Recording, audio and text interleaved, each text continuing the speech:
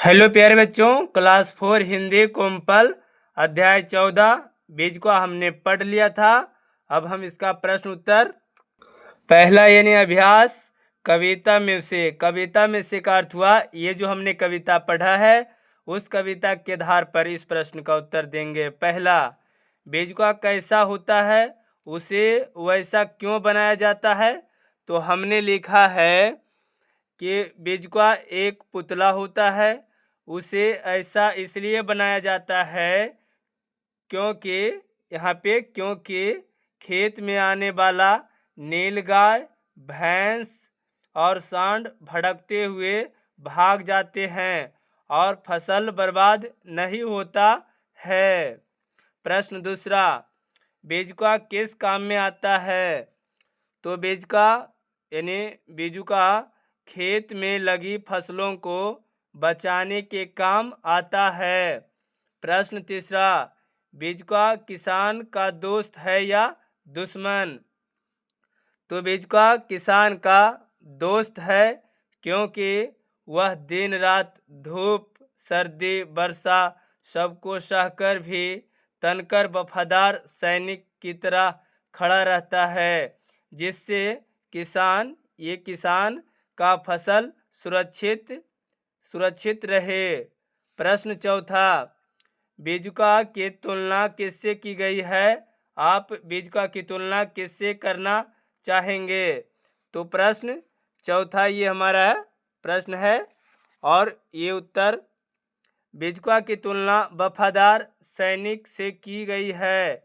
हम बेजुका की तुलना एक ट्रैफिक पुलिस से करना चाहेंगे, जो चौराहे पर हाथ फैलाए गुमसुम खड़ा रहते हैं, उसी तरह बेजुका रहता है। प्रश्न, ताला कहाँ कहाँ मुंह पर डालो ताला। प्रश्न पहला, मुंह पर ताला डालने का क्या मतलब है। तो हमने लिखा है कि मुंह पर ताला डालने का मतलब चुपचाप रहना, कुछ नहीं बोलना। प्रश्न दूसरा, आप कब मुंह पर ताला डाल लेते हैं। तो जब हम कोई गलती करते हैं तो पिताजी डांटते हैं तो हम मुंह पर ताला डाल लेते हैं। प्रश्न तीसरा, ताला और कहाँ कहाँ लगाया जाता है। तो ताला अनेक जगह लगाया जाता है, जैसे घर का बाकस में, अलमारी में, दुकान में, साइकिल में इत्यादि। प्रश्न चौथा, यदि घर में ताले का प्रयोग आपके घर में ताले का प्रयोग कहाँ कहाँ होता है। तो हमने लिखा है, हमारे घर में ताले का प्रयोग निम्नलिखित जगह प्रयोग में आता है। घर की बाकस में, घर की दुकान में, घर का दरवाजा में आदि। अगला प्रश्न हमारा है बेजुका। पहला, आपकी भाषा में बेजुका को क्या कहते हैं। हम अपने भाषा में बेजुका को खटा कहते हैं। दूसरा, पता कीजिए कि बेजुका के लिए और किन शब्दों का प्रयोग किया जाता है। यानी बेजुका तो हमने लिखा है कि बेजुका के लिए निम्न शब्दों का प्रयोग किया जाता है। खटा, भुलवा, संदेशा, वंचना, खटका और किसानों का हमजोली आदि।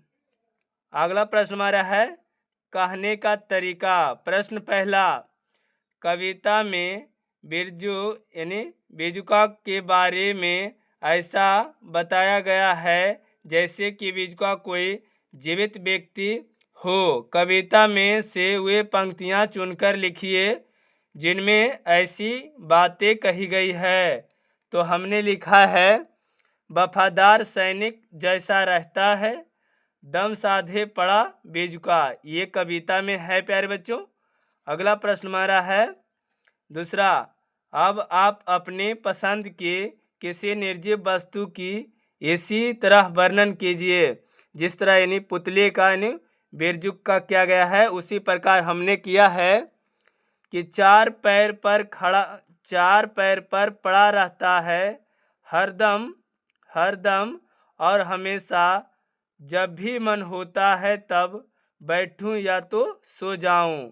यानी ये हमने खटिया को यानी चरपाई को बारे में वर्णन किया है। आप दूसरा भी कोई चीज़ को आप ले सकते हैं प्यारे बच्चों, उसके आधार पर आप कविता का वर्णन कर सकते हैं। अगला प्रश्न है हमारा शब्दों की बात। पहला, कविता में से शब्द ढूंढिए, उनका अर्थ समझिए और इनसे वाक्य बनाइए। सलीका, नभ, बौछार, तनिका, वफादार, यानी इसका अर्थ क्या होता है, इसका वाक्य बनाइए। तो हमने बनाया है सलीका, बिरजुका सलीका दिखाता है। नभ, नभ से बादल गरजते हैं। बौछार, वर्षा की बौछार होती है। तनिका, तनिका भी देर होगी तो ट्रेन छूट जाएगी। वफादार, बिरजुका वफादार सैनिक जैसा खड़ा रहता है।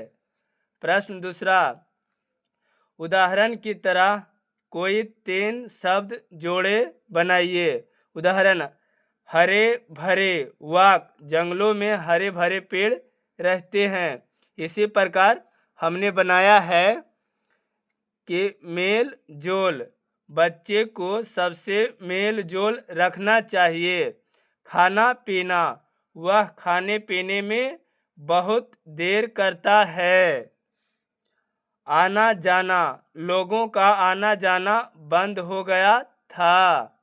अगला प्रश्न हमारा है खड़ा पड़ा अड़ा, नीचे दिए गए शब्दों के समान लय वाले शब्द बनाइए। देखिए कौन सबसे अधिक शब्द बना पाता है। फटा, ताला, लकड़ी। तो हमने बनाया है फटा लय वाला शब्द कटा, खटा, चटा।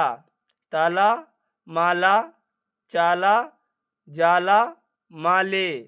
लकड़ी, ककड़ी, मकड़ी। यानी सबसे ज़्यादा ताला का शब्द बना है। अगला है खोजबीन।